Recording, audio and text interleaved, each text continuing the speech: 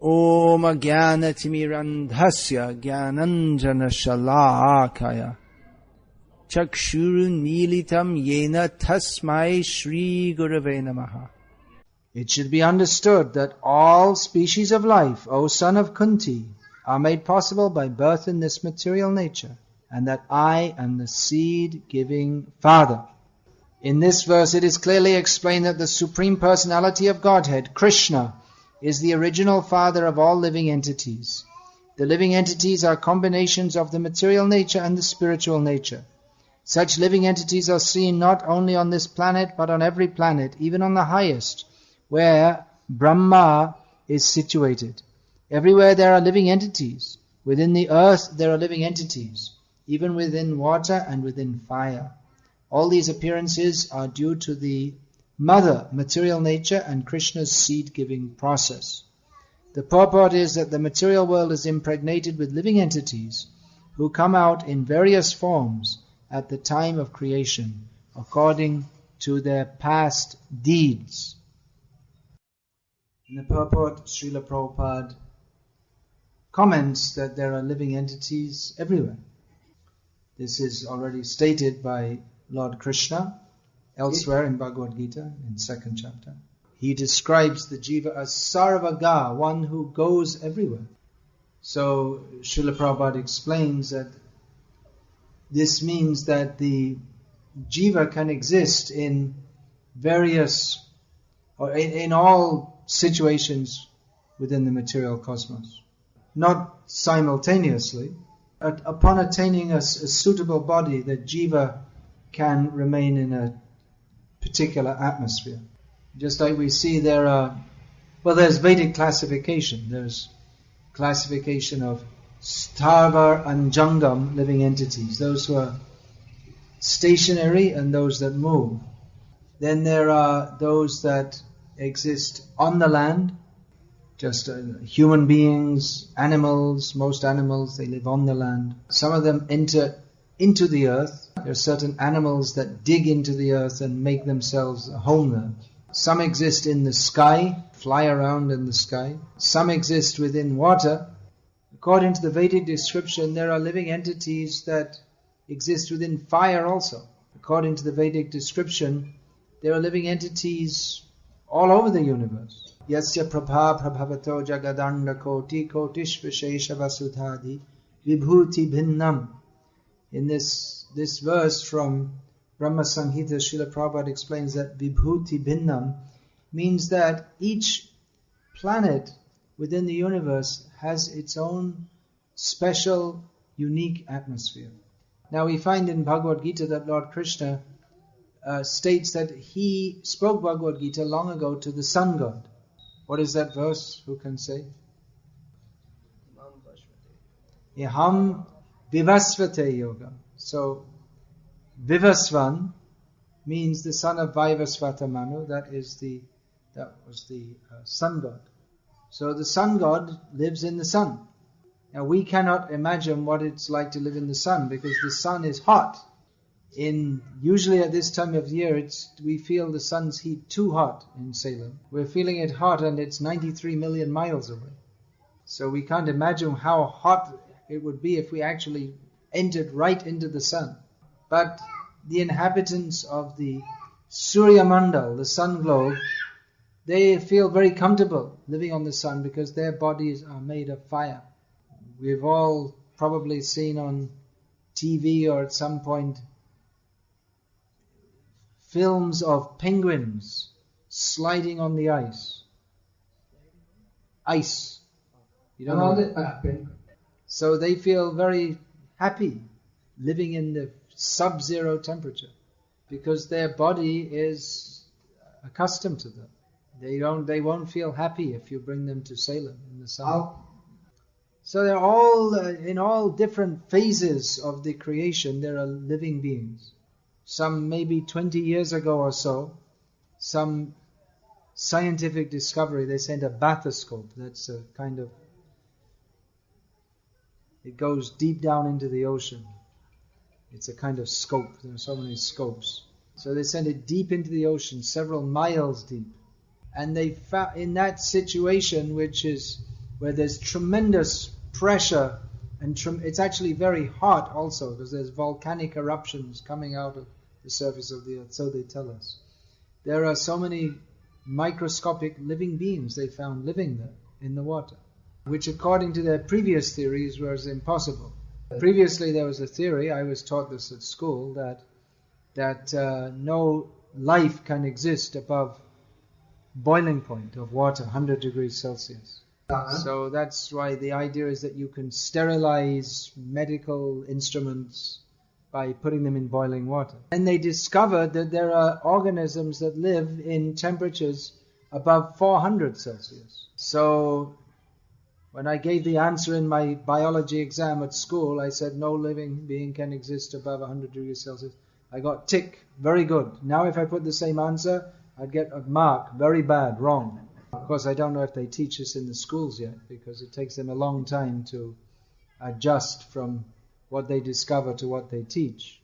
But anyway, the followers of the Vedic literature, we don't bother with all this scientific research. We have everything is given in Shastra. They're talking about going to the moon and Mars and so many places, and does life exist on these different planets? For followers of the Vedic literature, does life exist on other planets? This is not a question. We know from the Vedic literature that life exists all over the universe. The modern scientists say that life exists on this planet as a result of a series of incredible chances. That one incredible chance after another incredible chance, and millions of incredible chances put all together, and here we are passing stool and burping. And they give the example that if you left enough monkeys in a room with a bunch of typewriters, that by chance in due course of time they would type out all the works of Shakespeare. The other day my laptop computer was open and I didn't see, I was somewhere else, but one cushion fell on the keyboard. My laptop computer was open and I was somewhere else, and the cushion fell on the keyboard. So when I came and I saw on the screen there's a whole bunch of letters coming out. And I was looking, where's the works of Shakespeare? But it was just all a bunch of rubbish. So the followers of the Vedic literature, they know that life is not just a unique chance that has happened on this planet just with no explanation, just by chance. According to the theory that life has come into being by chance, then all the other planets should not have life on them, because it's only by millions and billions of incredible chances, all one after the other, all incredibly, just each chance happens at exactly the right time so that we can sit in Salem and pass stool in our toilets. So it couldn't possibly happen more than once. It just happened once, here, now. Just by chance, when we pass stool and all other living beings pass stool, that decomposes and makes nutrients for plants to grow. And just by chance there are so many plants like rice and wheat and ragi that they're very hard, but if you grind them or put them in hot water, which is heated by fire, then they become soft and you can digest them. And just by chance there happen to be what we call male and female forms that are attracted to each other, and just by chance when they unite with each other, then by chance within the body of the female more forms take birth. It's all by chance. So you may say, well, we're not talking very scientifically here. If we talk very scientifically, then we can understand how actually evolutionary theory is correct. But that scientific talking, it's just like a smoke screen. Smoke screen, yeah. Indrajal is a Sanskrit word, which doesn't mean smoke screen. It means an illusion created by magic. So if we just without all this scientific hodgepodge, so-called scientific hodgepodge talk, if we just consider how, we can just consider in a common sense way, how ridiculous the idea that everything is going on by chance is. So you may be wondering why you all came here for a religious discussion. And we're talking about evolutionary theory, and what's it got to do with Bhagavad-gita or Krsna?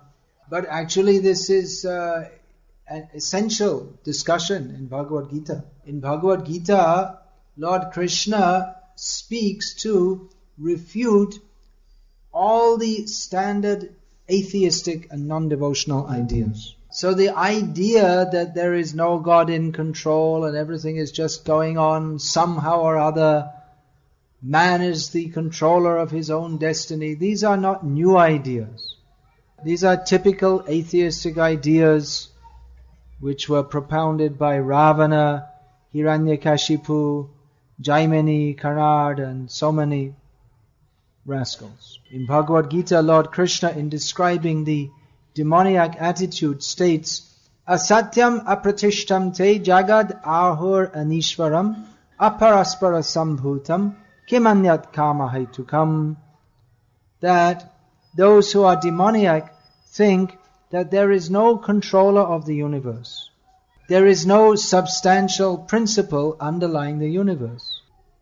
Aparaspara sambhutam. This means everything has come into being by chance. And what else is there but desire? Lust and desire is the only cause of things going on. So here in Bhagavad Gita, Lord Krishna refutes this idea that everywhere there is life, and I, Krishna says, I am the seed-giving Father. Actually, Krishna doesn't personally do this. He does this through the agency of Lord Shiva.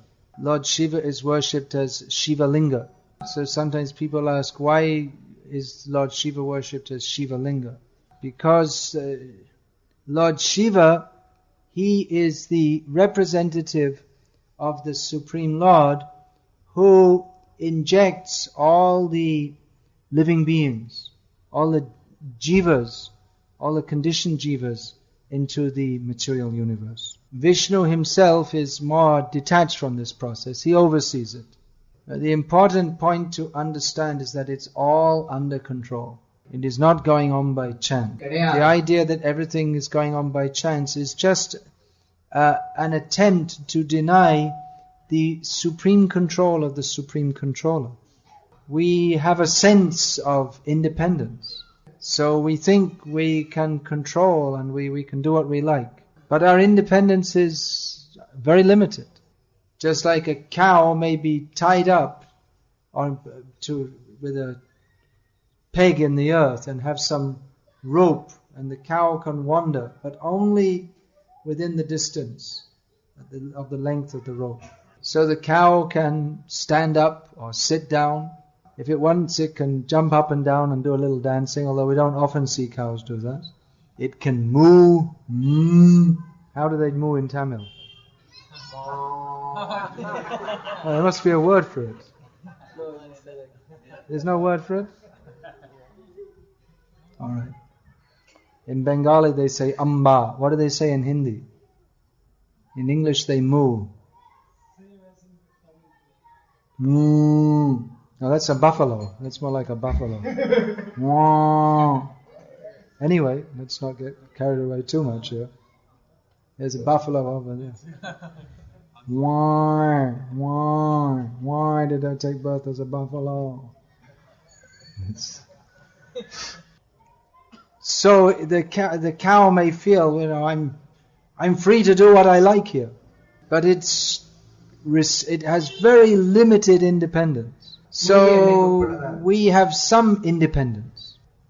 If you like, you can get a bus tonight and go to Chennai.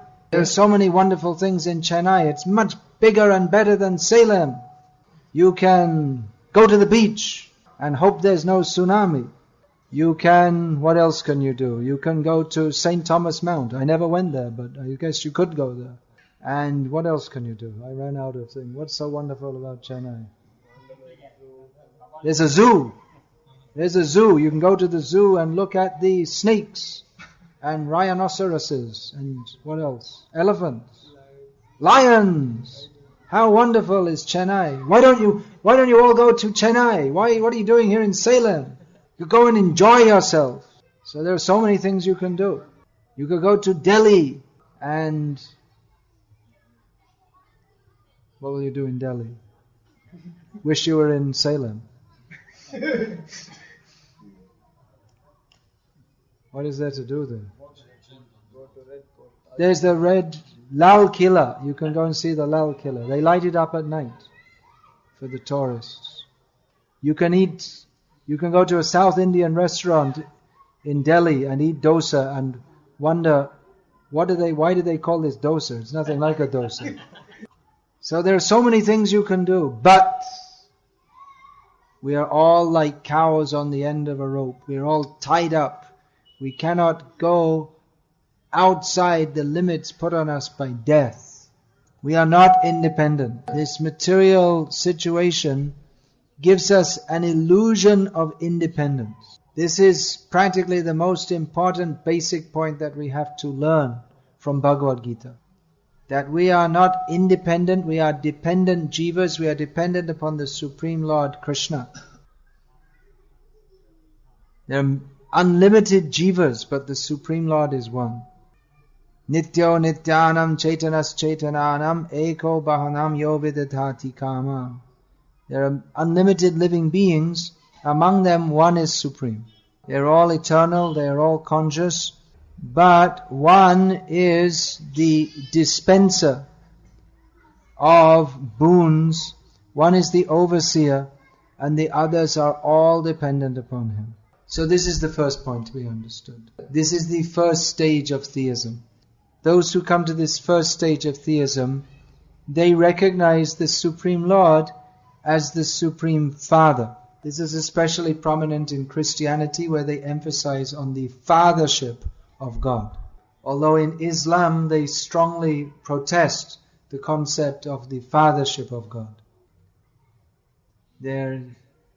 Because they say that Allah is such a different kind of entity to the ordinary living beings that there's no question of fathership. He's not a mundane person. But this is the first point to be understood, that He is superior, He is supreme, we are subordinate, we are dependent. This understanding inculcates in the conditioned souls the sense that I am answerable. Inculcates means it drills into them, it teaches them. A father is watching, and if you do wrong, he'll punish you. In Christianity, this, at least in the branch of Christianity I was brought up in, they emphasize very much you have to fear God. If you do good, He will reward you, and He'll give you facilities for enjoying yourself. But if you are bad, then He will burn you in hell. So it's a primitive kind of theology, but it's a primary stage that infuses into people a sense of right and wrong, and a vague sense of understanding that there is the Supreme Lord. And they also say you should love God, although they don't suggest any reason why you should love Him, except that He gives you all facilities to enjoy yourself if you do if you're good. It's a very materialistic approach. You do what He says and He rewards you so that you can enjoy yourself. So it's like the relationships of this material world, that you flatter someone or you do what they want, so they give you some reward so you can enjoy yourself. Just like people, they go to politicians and they flatter them and they bribe them, and somehow or other they try to get their favor just so that the politician will sign their paper and they will get some facility from them. Just like someone may become a member of a political party or support a certain political leader, not because he loves them, because he expects that by his support he'll get back more favors from them. So it's a very mundane and calculating kind of relationship. There's no love there. So as long as we're thinking of God as the one who punishes us if we do wrong and gives us rewards so that we can enjoy if we do right, then there's no question of real love. That understanding is certainly better than not accepting the existence of God or defying the existence of God. But it is not love of God. So love of God means, as is described in Srimad Bhagavatam, ahaituki bhakti. We don't approach Him for something that we can get for Him, but we approach Him out of pure love. Not so much because He's very powerful, but because He's very beautiful, He's very charming, He's very pleasing. So particularly Chaitanya Mahaprabhu has shown the path of pure bhakti, to love Krishna, to be attracted to His beautiful names, forms, qualities and pastimes. Krishna has so many names. Govinda, Gopala, Gopinatha, Achyuta, Madhava, Mukunda. And simply hearing these names makes the devotee's heart melt with attraction just to hear these names. Krishna accepts so many forms, so many avatars just to show kindness to his devotees. And the devotees become excited and enlivened to hear about and contemplate the different forms of the Lord. How Krishna has come as Matsya, Kurma, Varaha, Narasingha, Vamana and so on. The devotees become enlivened to think of these forms of the Lord. Then the devotees become enlivened. Their love for the Lord increases as they think of His wonderful transcendental qualities. The most attractive quality of Krishna is His bhakta vatsalya, His loving kindness for His devotees. Non-devotees, to them the pastimes of Krishna just seem like some insignificant stories. How Krishna is dancing on the heads of Kaliya, how He's swallowing the forest fire, how He comes as Narasimha to destroy Hiranyakashipu, how He comes as Vamana Dev to cheat Bali Maharaj. So non-devotees, they can't understand these stories at all. What's interesting about that? They think if we hear some stories like the Arabian Nights, that's more interesting. Arabian Nights, you don't have in Tamil? It's in most other languages. Ali Baba and the 40 Thieves. In Sanskritam, what's that Katha Saga, what's that? There's so many stories. Then there's, in the modern age, there's Superman, Batman, Spider-Man. They didn't have Batwoman yet. Superwoman. It's not fair. Should be, I think so. I would have thought. Yeah. So they're interested. So many movies are there. So what's the interest to hear that Krishna swallowed a forest fire? Doesn't sound like a very interesting story. There was a fire and then Krishna swallowed it. But devotees, they attain great transcendental bliss by hearing this again and again and again. Because here is demonstrated Krishna's bhakta vatsalya, His loving care and affection for His devotees. And this is the basis of all His leelas. Some time ago I was reading some mundane scholar was commenting about the Bengali Padavali Kirtan tradition. So Padavali Kirtan means in Bengali, mostly in Bengali, also in Maithili and other languages. There are thousands and thousands of songs written about Krishna. And they mostly all focus on a few different themes. The most popular theme is it's like taking sequences from the story of Gita Govinda of Jayadev Goswami and just some like commentary on each little sequence. And then there's a whole series of kirtans describing. Gita Govinda is a description of Krishna's Rasa Leela. So the mundane rascal commentator was saying that it's all repetitive, stereotyped.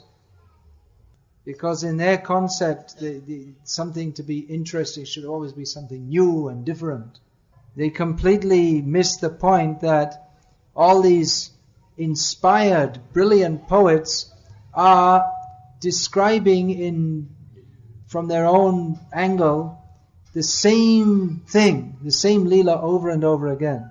Because that Leela is so wonderful and transcendentally attractive that even to describe one moment of it, all the poets in the world writing thousands of millions of poems, they could not come to the end of the description of how wonderful are Krishna's pastimes.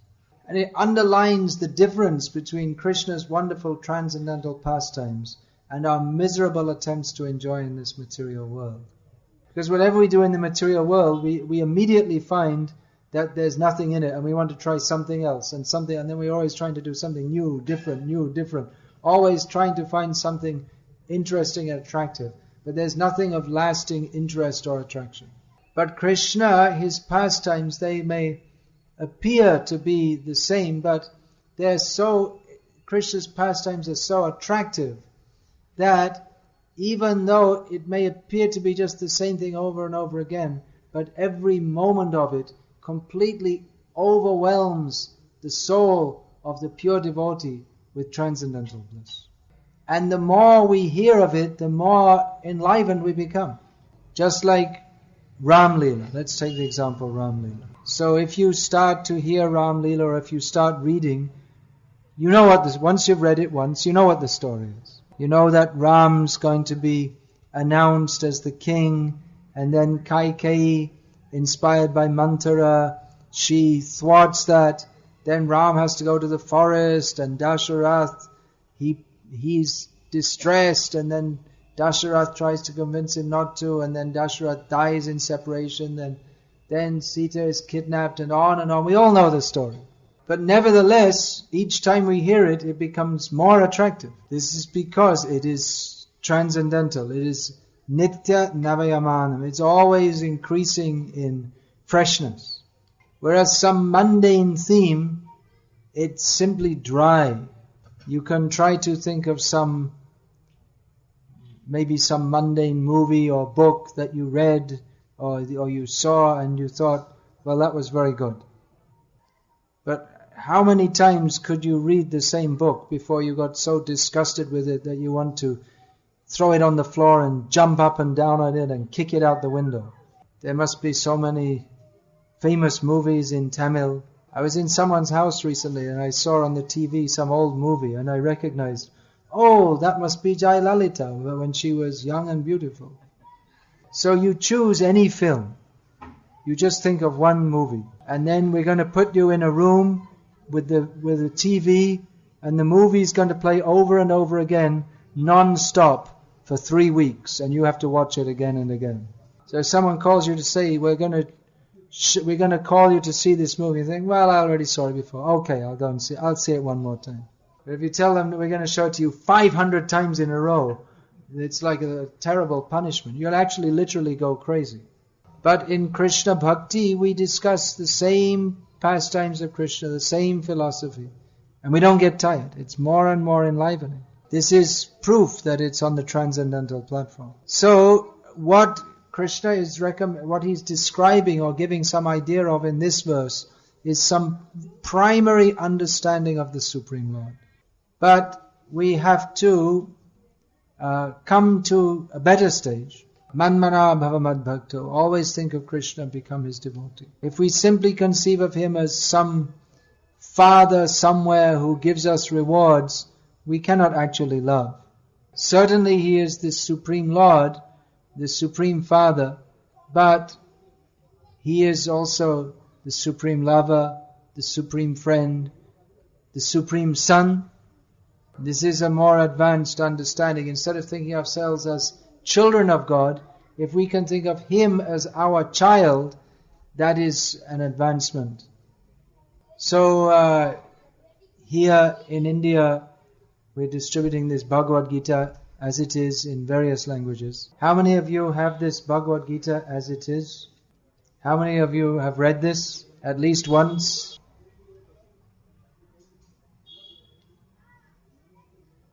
Alright, so you have to read it as well as have it. So that's very good. Everyone at least respects Bhagavad-gita. But there's more. There's Srimad Bhagavatam. There's Krishna book. Krishna teaches us in Bhagavad-gita to always think of Him, love Him, become His devotee. So from Krishna book, we will know who is this Krishna who is to be loved. Srila Prabhupada writes in the Krishna book that simply by reading this book, everyone can attain pure devotion to Krishna and go back to Godhead.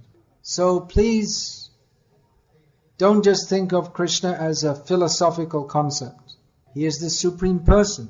He is our supreme friend, our supreme lover. And to develop our love for Him is the only meaning of life. So we can do that by chanting the Hare Krishna Mahamantra. Hare Krishna, Krishna Krishna, Hare Hare, Hare Rama, Rama Rama, Hare Hare. Understanding Krishna as the Supreme Father and the Supreme Lord, and also as the supreme thief, stealing the butter, stealing the gopis' clothes. Recently someone asked me about that. Stealing the minds of the devotees. If our mind is absorbed in thought of Krishna, then Krishna has stolen our mind. Krishna is fiercely loyal to His devotees. He will do anything for His devotees. Krishna is the supreme object of attraction for all the Vrajavasis. And Mathuravasis and Dwarkavasis, Ayodhyavasis, Vaikuntavasis. Only us poor Jagatvasis, the inhabitants of this material world, have no attraction for Krishna. So please study Bhagavad-gita as it is, and Krishna book, and Srimad Bhagavatam, and chant Hare Krishna, and let us develop our love for Krishna. Hare Krishna, Krishna Krishna, Hare Hare. Hare Rama, Rama Rama, Hare Hare. So is there any question about this? Jai Shri Shri Gaunitai. Where's that Krishna book?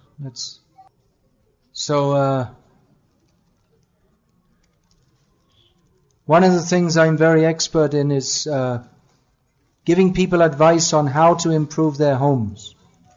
I'm a world-renowned expert on how to improve your home. And today, as a special offer, I will give you free advice on how to make your home much, much better.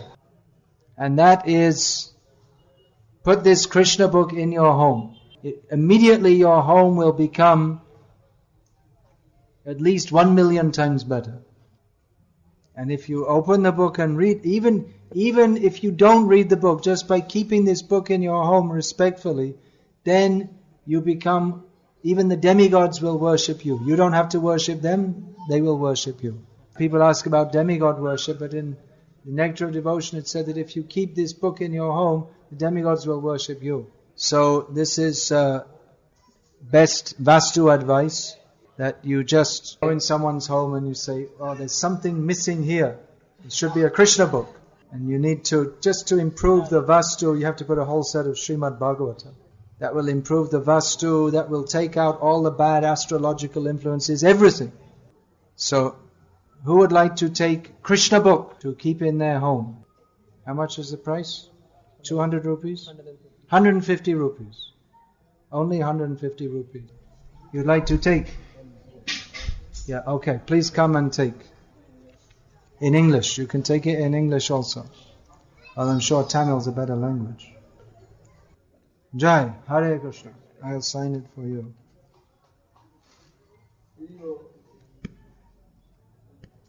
Your home is better. Hare Krishna. All you need is love. Krishna. Hare Krishna.